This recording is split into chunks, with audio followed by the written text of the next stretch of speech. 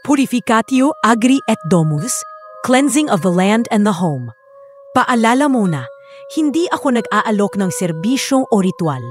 Ang ibabahagi ko ay totoong karanasan, isang spiritual cleansing na aking nasaksihan at naranasan mismo. Kung may nais kayong itanong, ilapag lamang ng maayos sa comment section.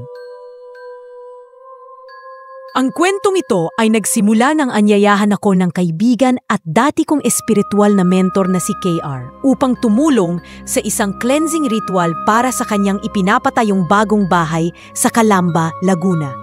2 araw bago ang itinakdang araw, nagsagawa si KR ng konsagra, isang espiritual na ritual ng paglilinis at pagbabasbas sa mga gamit na gagamitin sa cleansing.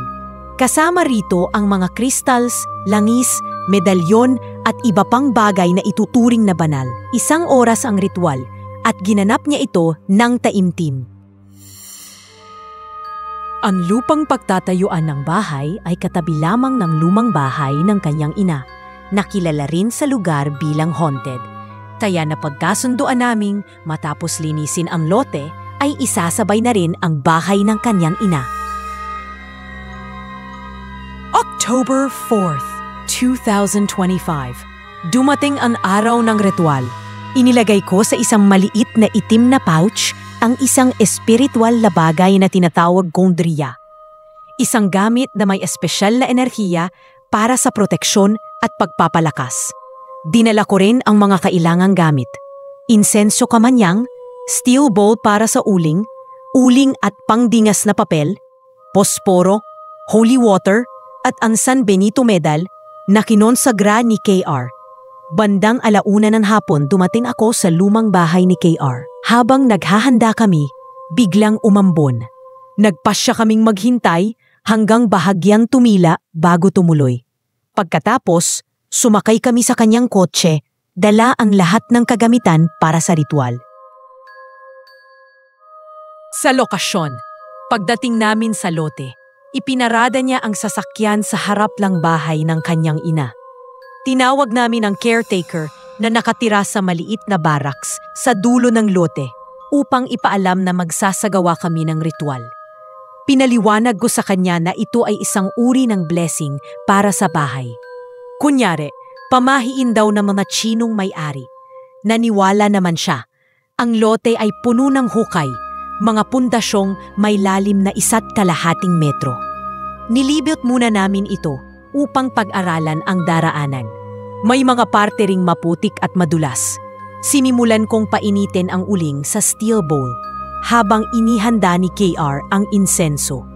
Halos 30 minuto ang inabot bago tuluyang magliyab ang uling dahil sa malakas na hangin.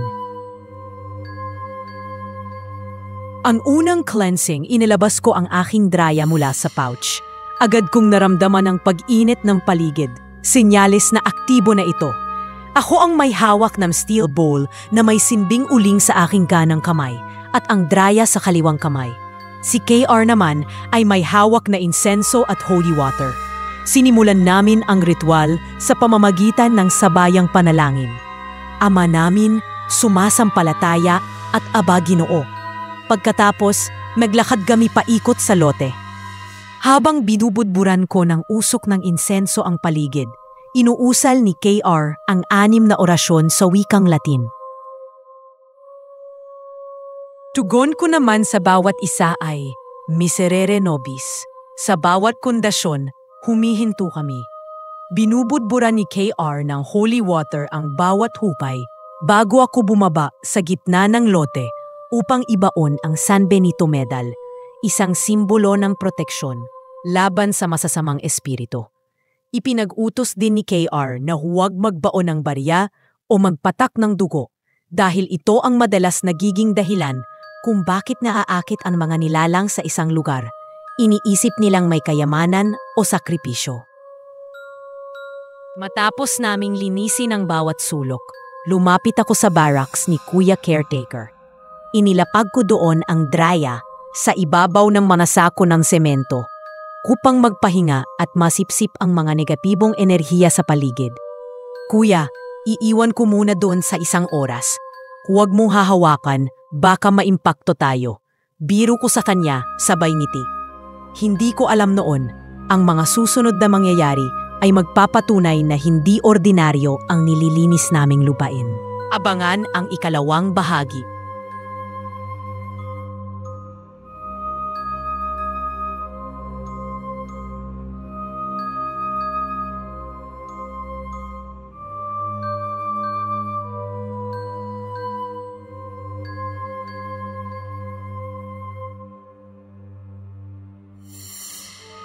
Kung naramdaman mong may nanonood habang pinapakinggan mo to, baka hindi lang imahinasyon yan.